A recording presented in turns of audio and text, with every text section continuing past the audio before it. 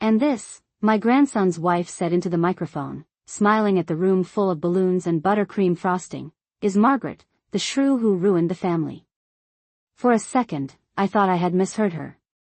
The restaurant's private dining room at Oak Ridge Grill was bright with string lights and the kind of cheerful chaos that follows 8-year-olds around like a parade.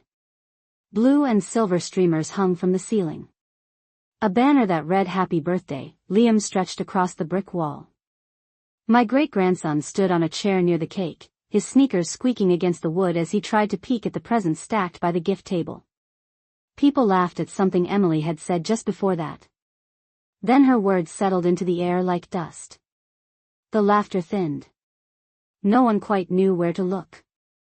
I kept my hands folded on my lap and adjusted the linen napkin against my skirt as if she had simply introduced me as Grandma Margaret. I have lived 72 years, and I have learned that silence can say more than any raised voice ever could. My grandson Daniel cleared his throat but did not correct her. He shifted his weight, glanced at the guests from his wife's side of the family, and reached for his glass of iced tea as if it suddenly required urgent attention. Liam stared at the candles shaped like the number 8, unaware that anything unusual had happened. I was grateful for that. Children deserve their cake before they learn about adult cruelty. Emily laughed lightly, tapping the microphone. "Oh, come on, everyone knows I'm kidding," she added, though her eyes never left mine. I smiled back at her. Not wide. Not wounded. Just enough to show that I had heard her. Just enough to let her wonder what I might do with it later. 40 years ago, when Daniel's mother decided she preferred California sunshine to Midwest winters and left him on my porch with 2 suitcases and a note, I did not call anyone a shrew. I did not call anyone anything at all. I simply made room at my kitchen table. I signed permission slips. I sold my second car to cover his tuition at St. Mark's Academy. I co-signed the loan for the starter home he and Emily live in now, the little white house with the blue shutters and the mortgage still partially secured by my name. I attended every school play, every baseball game, every awkward middle school recital where Daniel forgot his lines and searched for me in the crowd. I was not glamorous. I was not loud. But I was there. When Daniel married Emily, I told myself that families expand like elastic. They stretch. They adjust. They make space for new hands at Thanksgiving and new opinions at the table. I noticed, of course, the small changes. Sunday dinners became too busy this week. Holiday plans were rearranged without telling me until the day before. Photos appeared online of gatherings I had not known were happening. Emily had a way of speaking that sounded polite but landed like a paper cut. "Margaret means well," she would say to others, as if I were a well-meaning stray dog who had wandered into the yard. I let it pass. Pride, at my age, is a luxury. Presence is what matters. Or so I believed. The waiter rolled the cake toward Liam, 8 candles flickering under the restaurant's air vent. "Make a wish," someone called out. Liam squeezed his eyes shut. I wondered what children wish for these days. A new bike. A puppy. Perhaps a world where grown-ups don't use birthday dinners to settle their private grievances. Emily set the microphone down and took her seat beside Daniel, smoothing the front of her pale pink dress. She leaned toward him and whispered something that made him nod. No one addressed what she had said about me. No apology. No correction. The guests resumed their conversations in cautious tones, like people stepping across thin ice. I reached for my purse and checked that the envelope inside was still there. A savings bond for Liam, $5,000 set aside to mature when he turns 18. I had been planning to hand it to Daniel quietly after dessert. I watched Liam blow out his candles in one breath, his face glowing in the warm light. Everyone cheered. I clapped with the rest of them. My palms met softly, deliberately. I have learned that when someone tries to reduce you to a single word, the most powerful response is not to argue the definition. It is to remember the full story. I was not ruined. I was not destructive. I was the one who stayed. I was the one who paid the bills when the lights threatened to go out. I was the one who answered the phone at 2 a.m. when Daniel's car broke down on Highway 41 in the middle of a snowstorm. I was the one who held Liam the day he was born, his tiny fist wrapped around my finger as if anchoring himself to something steady. Emily knew these facts. That is what made her choice of words so precise. She did not call me distant. She did not call me old-fashioned. She called me a shrew, as if my presence had gnawed at the edges of her marriage. As if my support had been sabotage. When the cake was sliced and plates were passed around, Daniel finally looked at me. "Grandma, you okay?" he asked, too casually. I took a sip of water before answering. "I've been better," I said, my tone even, almost conversational. "But I've also been worse." He nodded, relieved that I was not about to create a scene. That has always been my role in this family. The stabilizer. The one who absorbs impact so others can remain comfortable. Emily met my gaze across the table and smiled again, a practiced expression that never quite reached her eyes. In that moment, I understood something clearly. She believed she had won a small public victory. She believed that by naming me in front of everyone, she had defined me. What she did not yet understand was that definitions can be revised. And I have a very good memory. After the candles were cleared and the paper plates stacked in uneven towers near the edge of the table, the noise level in the room rose again, but it felt thinner, as though something essential had slipped beneath the surface and no one wished to retrieve it. I remained seated while Emily moved from guest to guest, thanking them for coming, retelling small stories about Liam learning to ride his bicycle or losing his first tooth. She was gracious, composed, the picture of a devoted mother and attentive hostess. If someone had walked in at that moment, they would have assumed the earlier remark had never occurred. I have always admired how easily some people rearrange reality. Daniel approached me with a slice of cake balanced carefully on a white plate. The frosting was bright blue, staining the edge of his thumb. "Grandma, chocolate like you like," he said, offering it to me with the same tentative smile he used to wear when he brought home report cards that required explanation. I accepted the plate and set it in front of me without picking up the fork. "Thank you, Daniel," I replied. My voice did not tremble.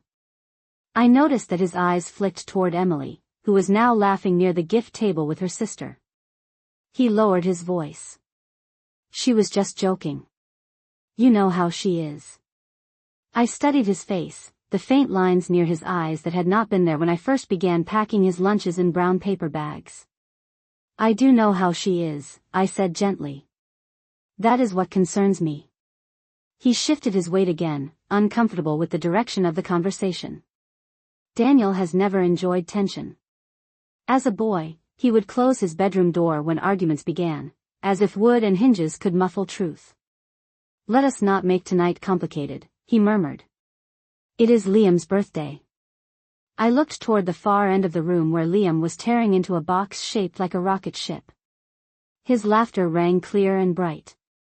"I have no intention of making anything complicated," I said. "I only prefer that words mean what they say." Daniel nodded, relieved perhaps that I was not raising my voice. He returned to Emily's side within moments. I watched them stand together, their shoulders nearly touching, a united front without discussion. It is remarkable how loyalty rearranges itself in adulthood.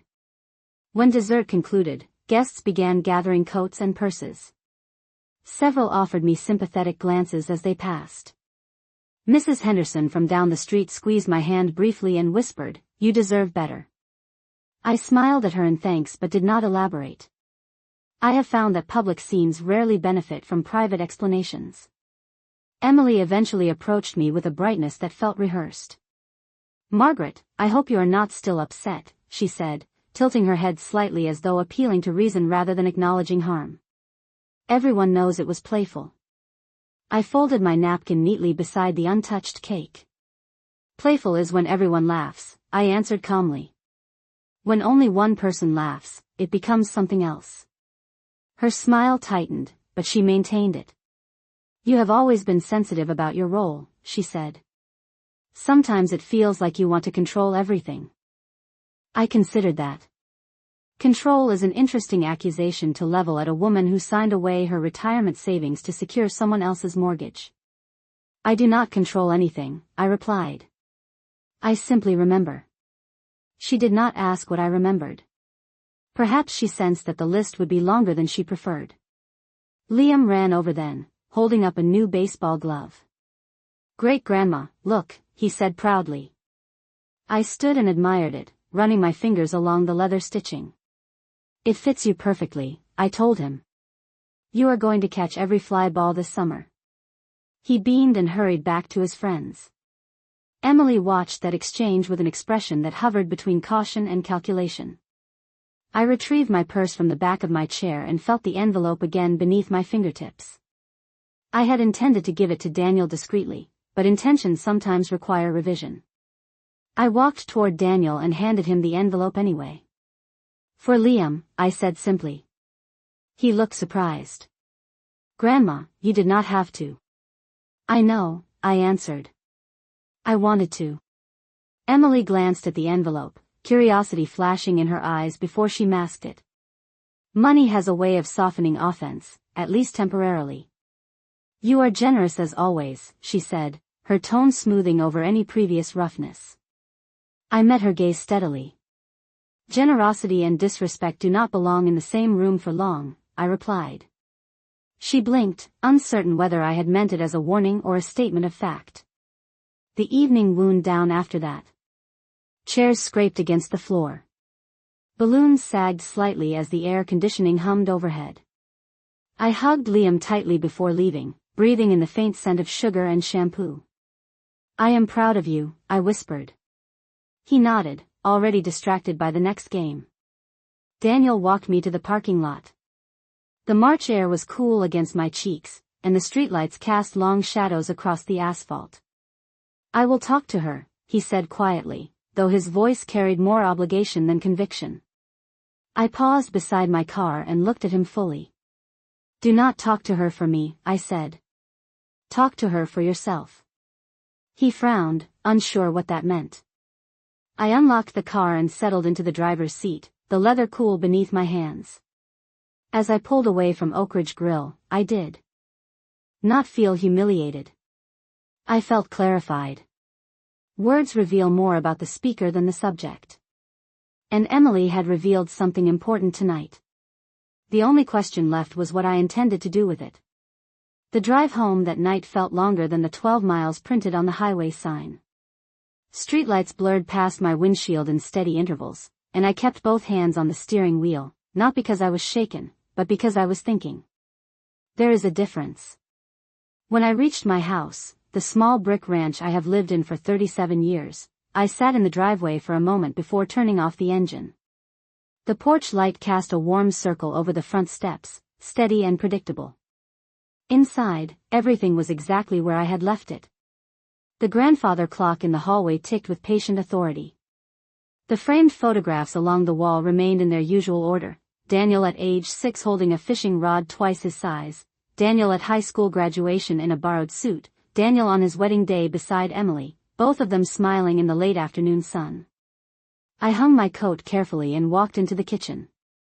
I poured myself a glass of water and stood by the sink, looking out at the dark backyard where the oak tree Daniel used to climb still spread its branches across the fence line. The shrew who ruined the family.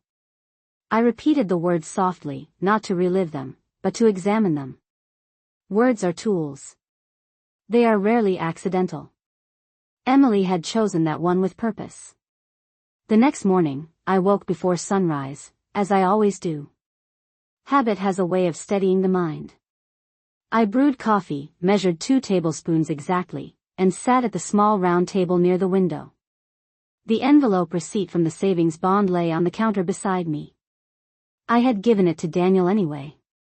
Generosity should not depend on gratitude. But clarity should not depend on denial either. After breakfast, I walked into the den where I keep a locked file cabinet beneath the bookshelf. The key rests in a porcelain dish shaped like a bluebird, something Daniel made in 3rd grade art class. I unlocked the drawer and removed a thick folder labeled Family Trust. Years ago, after my husband passed, my attorney suggested we organize everything properly. It avoids confusion later, he had said. At the time, I was grateful for the order. Now I was grateful for the foresight. I sat at my desk and opened the folder. The trust documents were neatly tabbed. Property titles. Investment accounts. The clause regarding the house Daniel lives in. I read each page slowly, not because I did not understand it, but because understanding sometimes requires repetition. I had never considered myself controlling. Careful, yes. Prepared, certainly. But controlling implies a need to dominate. I have never needed to dominate anyone. I only need to ensure that what I built does not become leverage against me. Around mid-morning, my phone rang. Daniel's name appeared on the screen. I let it ring twice before answering. "Good morning, Daniel," I said evenly. There was a pause on the other end. "Grandma, I talked to Emily," he began. His tone carried that same careful diplomacy he had used as a teenager when negotiating curfews. "She feels bad if you took it the wrong way." I looked down at the open trust document in front of me. "Daniel," I replied, "there is no wrong way to take a direct insult." Silence stretched between us. I could almost hear him choosing his next words. "She thinks sometimes you make her feel like an outsider," he said. I nodded to myself, though he could not see it. "That is interesting," I answered. "Considering whose name secured your mortgage." He exhaled softly. "Grandma, this is not about money." "It never is," I said calmly. "Until it is." He did not argue. Instead, he shifted the subject. "Liam loved the gift," he added quickly. "Thank you." I closed the folder in front of me and rested my hand on top of it. "I am glad," I said. "He deserves stability." After we ended the call, I did not feel anger. I felt alignment. Pieces that had seemed unrelated began fitting together. The missed invitations. The quiet schedule changes. The subtle remarks about boundaries and space. I stood and carried the folder to the dining room table, spreading the documents out carefully in the afternoon light. If Emily believed that redefining me in public would diminish my place in this family, she misunderstood something fundamental. My place was not based on applause. It was based on structure. And structure, unlike opinion, is written in ink. I picked up my phone and scrolled to the contact labeled Attorney James Holloway. We had not spoken in over a year. I pressed call. When he answered, his voice was warm and professional. "Margaret, it has been a while," he said. "It has," I agreed. "I believe it is time to review my trust." There was a brief pause, then the quiet click of his pen. "Of course," he replied. "Has something changed?" I looked around my home, at the photographs, at the steady clock, at the life I had maintained with patience and discipline. "Yes," I said simply. "Something has clarified."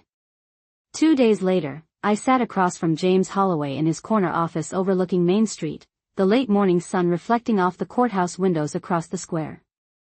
His office had not changed in the 15 years I had known him. The same dark walnut desk. The same rows of leather-bound volumes that suggested permanence and precedent. He adjusted his glasses as I placed the family trust folder in front of him. "You mentioned something has clarified," he said, opening the file with deliberate care. "Yes," I replied. "I would like to review beneficiary designations and occupancy terms regarding the Maplewood property." He nodded slowly. "Daniel and his wife still reside there, correct?" "They do," I answered.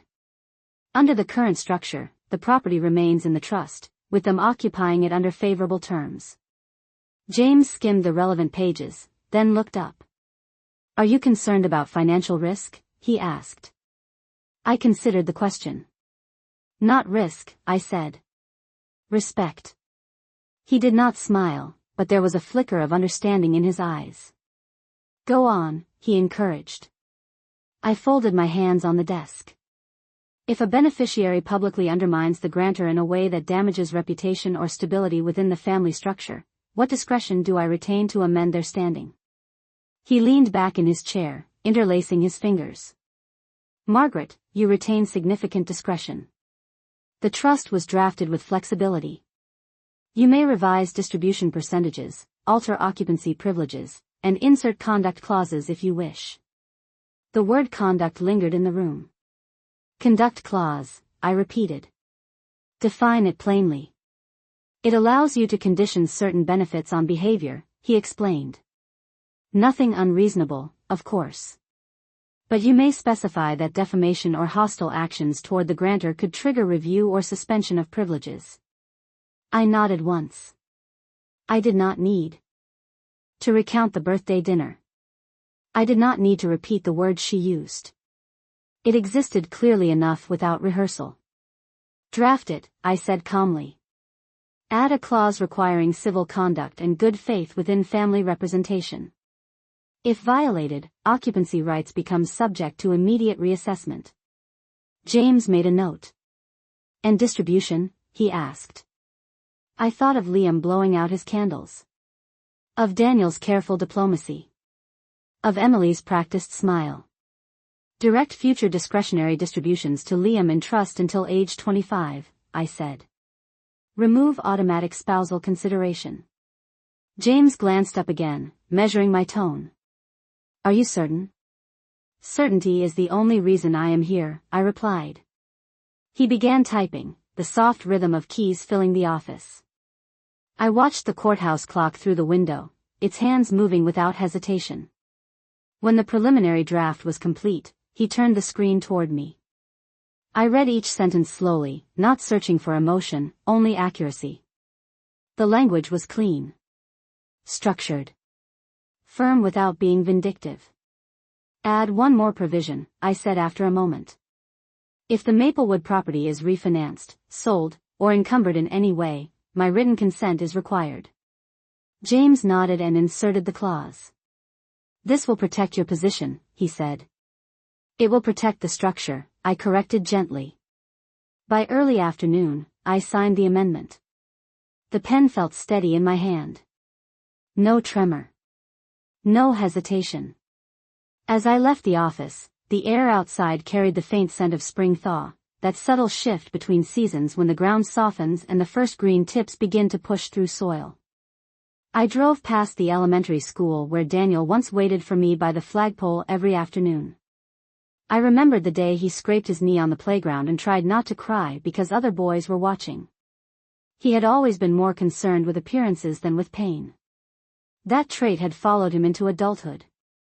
At a red light, my phone buzzed with a message from Emily. Brunch on Sunday? We thought it would be nice to get together and clear the air. I read it twice. Timing is rarely accidental. News travels in subtle ways, especially in small towns where bank officers and attorneys attend the same charity dinners. Perhaps something had already reached them. Or perhaps she sensed a shift she could not yet name. I typed my reply carefully. Sunday at 11 works. For me. I did not add warmth. I did not add distance. Just clarity. When I arrived home, I placed the updated trust copy in the file cabinet and locked it.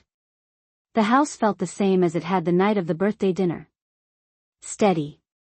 Ordered. I walked into the living room and straightened a picture frame that had tilted slightly on the mantel. In the photograph, Daniel stood between Emily and Liam at last year's 4th of July picnic.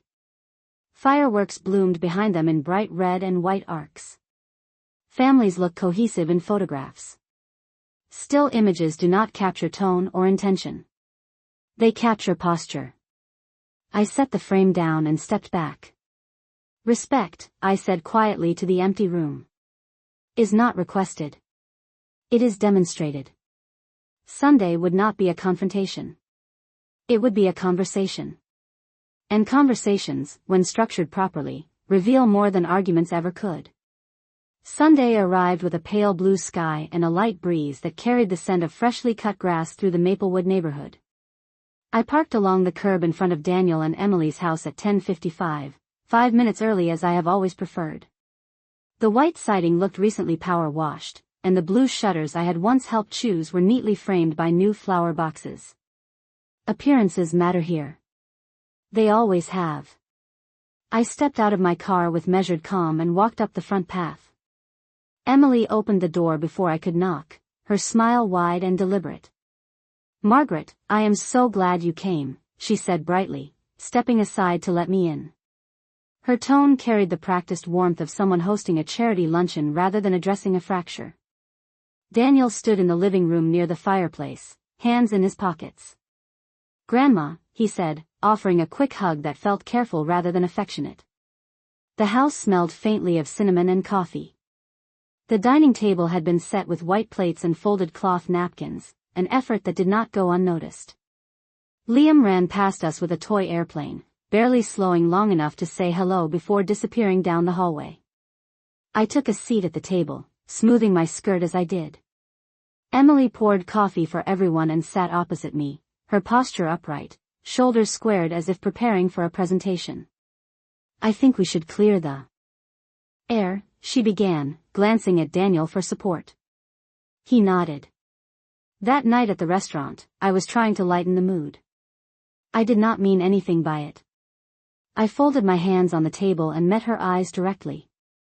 "You introduced me as the shrew who ruined the family," I said evenly. "That is not a light phrase." She shifted slightly in her chair. "It was a joke," she repeated. "Sometimes humor gets misunderstood." Daniel cleared his throat. "Grandma, we just do not want tension between us." I allowed a small pause before answering. "Tension does not appear without cause," I said. "It grows when words do not match actions." Emily leaned forward. "Sometimes it feels like you hold things over us," she said carefully. "The house. The support. It creates pressure." I nodded slowly. "Support is not pressure," I replied. "It is structure. Pressure occurs when gratitude turns into resentment." The room fell quiet for a moment. The clock above the stove ticked steadily, marking each second without emotion. Daniel looked down at his hands. "We are grateful," he said. "Of course we are."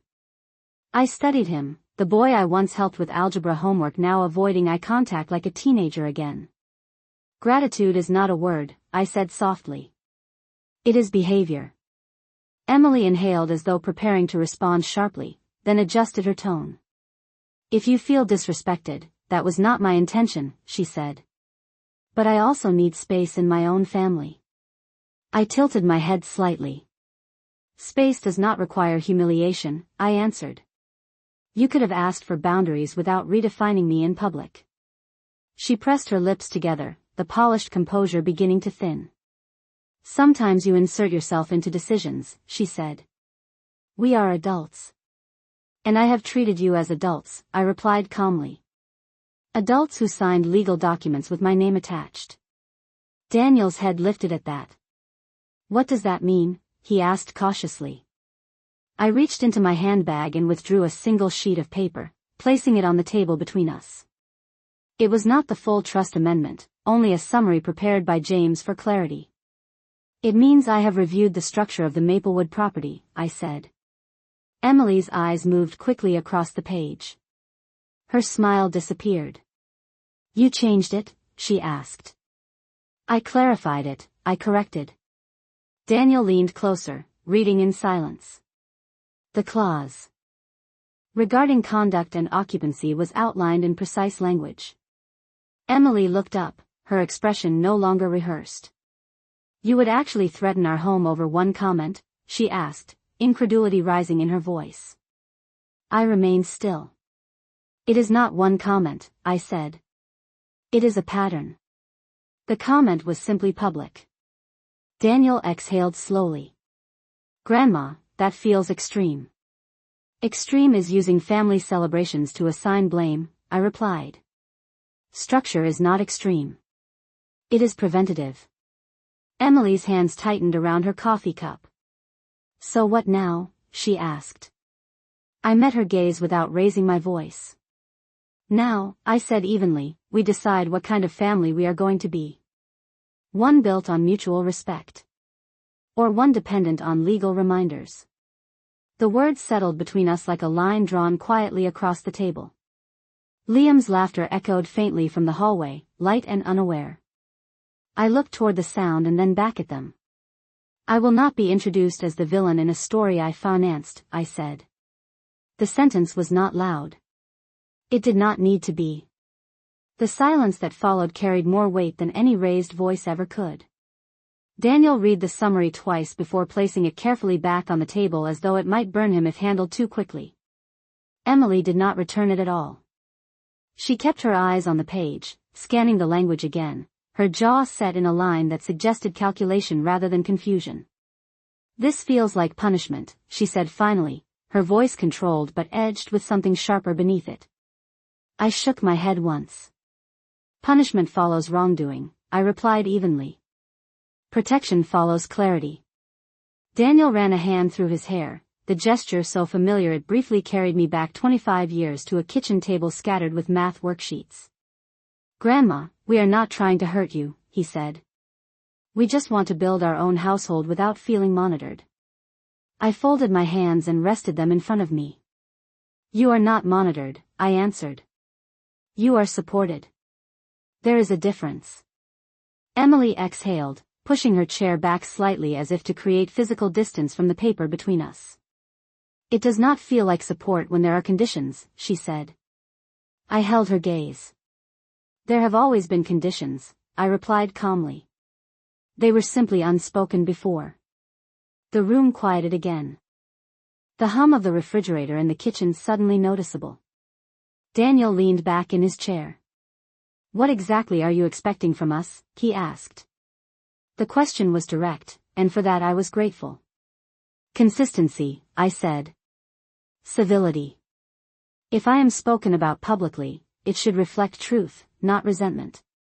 If there are concerns, they should be addressed privately.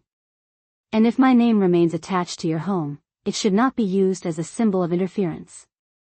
Emily's lips parted slightly. So this is about image, she asked. It is about integrity, I corrected gently. Image changes depending on the audience. Integrity does not. She looked away first. Daniel remained still, absorbing the exchange. And if we disagree? He asked after a moment. I did not raise my voice. You are free to disagree, I said. You are also free to refinance the property independently. The trust allows for that option. The implications settled over the table without dramatics. Emily's eyes lifted quickly. You know interest rates are higher now, she said. It would be difficult. Difficulty does not make something unfair, I replied. It makes it deliberate. Daniel stood and walked toward the window, staring out at the trimmed lawn and the neighbor's mailbox across the street. I did not think it had gotten this serious, he said quietly. I watched him, noting the tension in his shoulders. It became serious the moment I was defined as a problem rather than as a contributor, I answered. Emily's composure shifted then, not collapsing but adjusting. I felt overshadowed, she said, her voice lower now. Every time something went well, it was because you helped. It made me feel like an outsider in my own marriage. I considered her words carefully. I have never intended to compete with you, I said. But I will not shrink to make you feel larger. That sentence remained in the air longer than the others. Daniel turned back toward us slowly. So what happens now? He asked again, this time with less resistance and more uncertainty. I reached into my handbag and retrieved a second document, shorter than the trust summary. This is a written acknowledgement, I explained.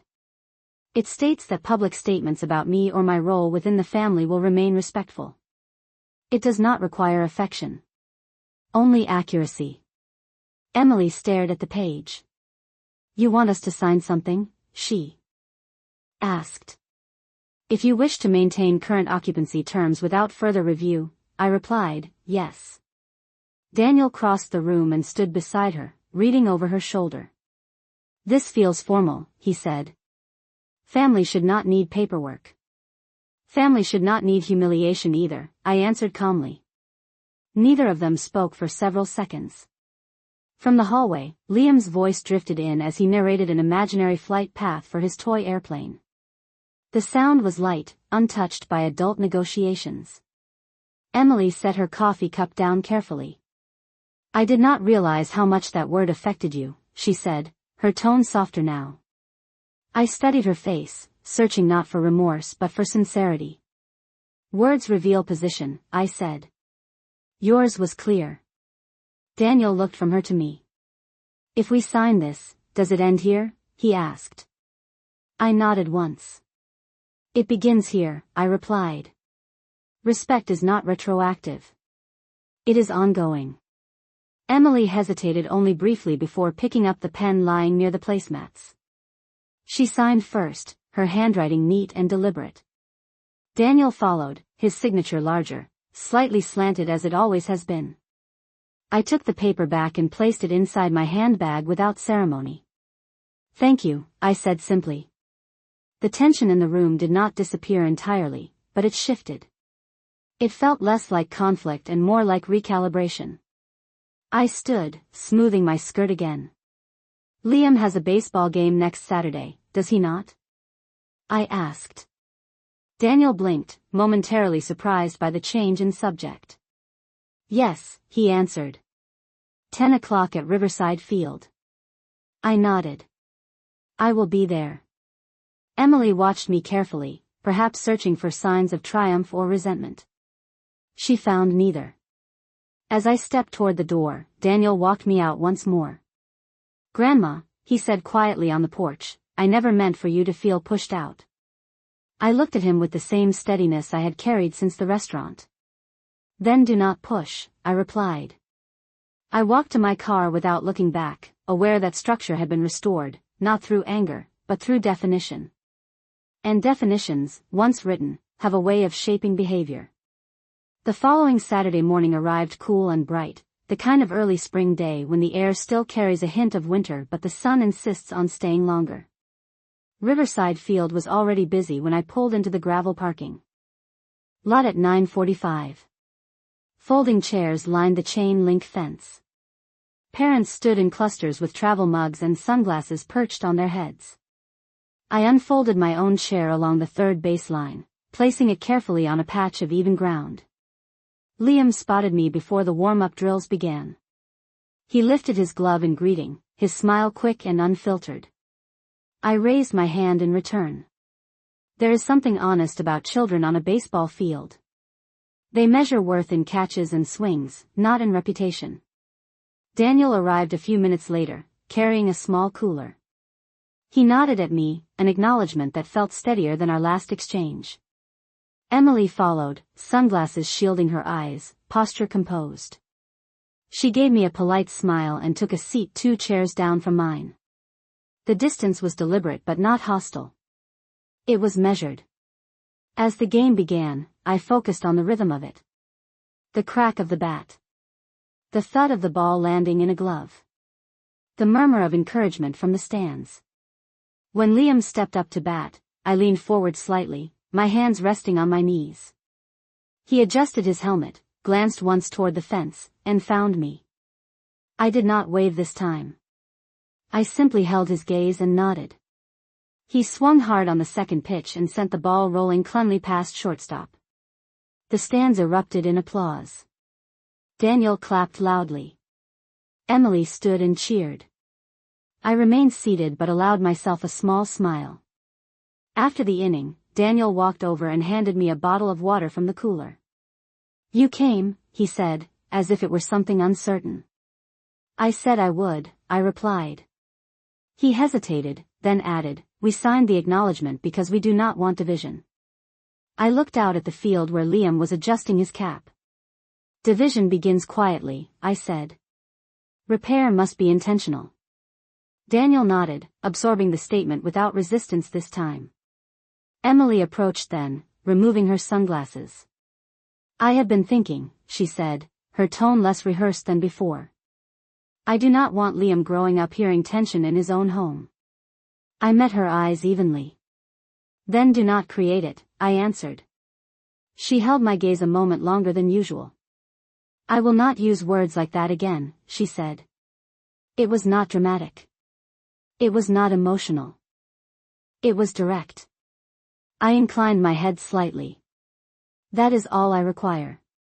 The second inning began, and conversation paused. As the game continued, something subtle shifted in the space between us. There was no sudden warmth, no exaggerated reconciliation. Instead, there was awareness. Emily clapped when Liam caught a fly ball. Daniel shouted encouragement from the sidelines. I remained steady, present but not imposing. I realized then that influence does not require volume. It requires consistency. Midway through the game, another grandmother from the team leaned over and asked how I was enjoying the season. Very much, I replied. It is important to show up. She smiled and nodded. It is, she agreed. Show up. That has always been my philosophy. Not to dominate the narrative, but to be present enough that the narrative cannot exclude me. When the game ended with a narrow win, Liam ran toward the fence and threw his arms around my waist before I could fully stand. Did you see my catch? He asked breathlessly. I saw it, I said. You tracked it perfectly. He grinned, proud and uncomplicated. Emily watched the exchange, her expression thoughtful rather than guarded. As families began packing up chairs and coolers, Daniel lingered beside me. Grandma, he said quietly, I do not want you to feel like an outsider here. I looked around at the field, the parents, the children chasing each other across the grass. I am not an outsider, I replied. I am part of the foundation. He did not argue this time. Emily approached with Liam at her side. We are hosting dinner next Friday, she said. Just immediate family. We would like you to come. The invitation was simple. There was no performance in it. I considered it briefly, not to create suspense, but to ensure sincerity. I will come, I said. As I folded my chair and carried it back to my car, I understood something clearly. Respect does not return in a single gesture. It rebuilds in increments. A signed page. A measured apology. A baseball game attended without tension. Structure had been defined. Now behavior would determine whether it held. I drove away from Riverside Field with the windows slightly open, the sound of children's laughter fading behind me, steady in the knowledge that presence, when paired with boundaries, reshapes even the most careless narratives. Friday evening arrived with a steady rain that softened the edges of the Maplewood neighborhood and left the pavement shining under the streetlights. I parked along the curb again, noticing that the flower boxes beneath the windows had been freshly planted with white petunias. Small details often signal larger intentions. When Emily opened the door this time, her smile was not as wide, but it was real. Thank you for coming, she said quietly. I stepped inside and removed my coat, handing it to Daniel who stood nearby. The house smelled of rosemary and roasted chicken. The dining table had been set for 4, not extended for guests, just immediate family as promised. Liam ran in from the living room holding a stack of trading cards. Great-grandma, I saved you a seat next to me, he announced proudly. I allowed myself a small smile and took the chair beside him. The meal began without ceremony. Daniel carved the chicken carefully, placing equal portions on each plate. Emily passed the green beans. The conversation at first revolved around Liam's school project and the upcoming science fair. I listened, asked questions, and kept my tone steady. There was no need to revisit old words. Behavior would reveal more than repetition. Midway through dinner, Emily set her fork down and looked at me directly. I had been thinking about what you said, she began. Daniel's posture straightened slightly, but he did not interrupt. About integrity. About public statements. She paused, choosing her words with more care than I had seen before. I allowed frustration to turn into something performative. That was not fair. I did not rush to respond. Silence can invite sincerity if it is not filled too quickly. Acknowledging it matters, I said calmly. She nodded. I do not want Liam to learn sarcasm as a substitute for honesty, she added. Liam glanced between us, sensing seriousness but not fully understanding it. I reached for my water glass and took a measured sip before speaking again. Children absorb tone long before they understand context, I said. What they hear repeatedly becomes normal. Daniel exhaled quietly, as though releasing something he had been holding for weeks. We want normal to be steady, he said. Not tense. I looked at him, remembering the boy who once shut his bedroom door to avoid raised voices. Steady requires accountability, I replied. Not perfection. Just accountability. Emily inclined her head slightly. Then hold me accountable, she said. It was not dramatic. It was not defensive. It was simple. I studied her expression, searching for performance. I found effort instead. That was different. After dinner, Liam tugged at my sleeve and asked if I would watch him practice throwing the baseball in the backyard. The rain had slowed to a mist, and the grass glistened under the porch light. I stood beside the fence as he aimed carefully at a makeshift target taped to the wooden boards. Each throw was followed by a hopeful glance in my direction. Good adjustment, I told him when he corrected his stance. Keep your elbow up. Daniel joined us, offering small bits of encouragement. Emily stood on the porch, arms folded lightly, observing without commentary. The scene was ordinary. And that was precisely what made it meaningful. When Liam grew tired and ran back inside, Daniel remained near the fence. Grandma, he said quietly, thank you for not escalating everything. I looked at him steadily. Escalation is loud, I said. Correction is quiet. He nodded, absorbing the distinction. Emily stepped off the porch then and walked toward us. I spoke with my sister about that night, she said. She said I sounded bitter. I did not like hearing that. I met her gaze evenly. Bitterness is rarely about the present moment, I said. It grows from comparison. She did not deny it. I compared myself to you, she admitted softly. I should not have. I allowed a brief pause before responding. You do not need to replace me, I said. You only need to stand beside me. The rain began again, light but persistent. We moved back toward the house without hurry. Inside, Emily handed me a small container wrapped in foil. Leftovers, she said. In case you do not feel like cooking tomorrow. It was a simple gesture. Not repayment. Not apology. Just consideration. I accepted it with a nod. When I gathered my coat to leave, Liam hugged me tightly around the waist. See you at my next game, he said. You always come. I rested my hand gently on his shoulder. I always will, I replied. As I stepped out into the damp night air, I did not feel victorious. I felt balanced. Structure had been established. Boundaries had been acknowledged. And something more subtle had begun to grow in their place. Not dominance. Not fear. But awareness. I drove home with the windshield wipers moving in steady rhythm, understanding that respect, once clearly defined, does not require constant defense. It requires consistent presence. And presence, when paired with boundaries, changes the tone of an entire household. 3 weeks passed without incident, which in a family can feel like a season of quiet rebuilding.